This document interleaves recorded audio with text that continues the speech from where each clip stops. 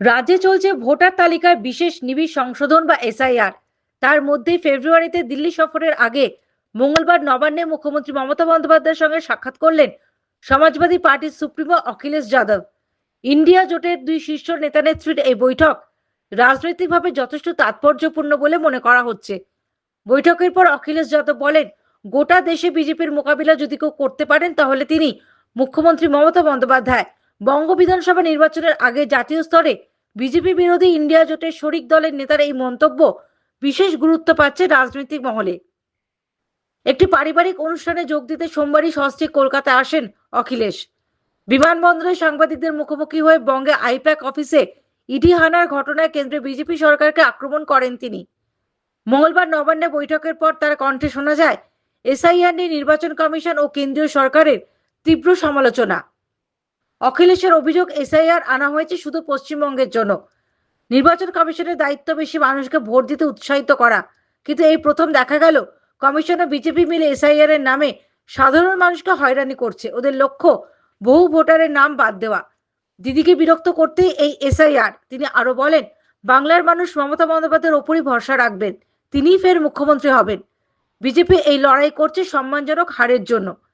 পাশাপাশি কেন্দ্রীয় তদন্তকারী সংস্থাগুলিকেও কটাক্ষ করে অখিলেশ বলেন, ইডি, সিবিআই, ইনকাম ট্যাক্স সবই বিজেপির সংগঠন। দিদি ডিजिटल ডাকাতি বাঁচিয়েছেন। क्योंकि कई लोगों को नागरिकता साबित करनी पड़ी। अभी तक तो वोट चोरी की बात कर रहे थे, लेकिन मैं बधाई देना चाहता हूं दीदी को कि जिन्होंने डिजिटल डकैती को बचा लिया। सोचिए, डिजिटल डकैती की उन्होंने, वो क्या हासिल करना चाहते थे? आपकी जो डेटा है उसको हासिल करना चाहते थे। कि भारतीय जनता पार्टी की एसआईआर की एक्सरसाइज ये वोट बढ़ाने के लिए नहीं है, वोट काटने के लिए है।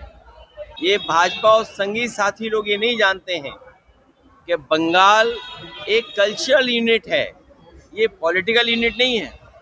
बंगाल वो जगह है जहाँ से यूनिवर्सल ह्यूमनिज्म का एक संदेश दिया गया था, प्यार का, कि हम सब एक हैं। वहाँ पर ये नफरतवादी लोग कामयाब नहीं होंगे।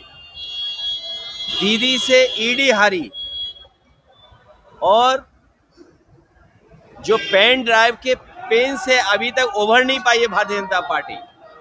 जो पेन ड्राइव का पेन है उससे उभरी नहीं है भारतीय जनता पार्टी। और भारतीय जनता पार्टी सब जानते हैं कि भारतीय जनता हारने वाली है, लेकिन इज्जतदार हारना चाहती है, इज्जत के साथ हारना चाहती है। बस यही लड़ाई उनकी है। Bureau report, the United India news.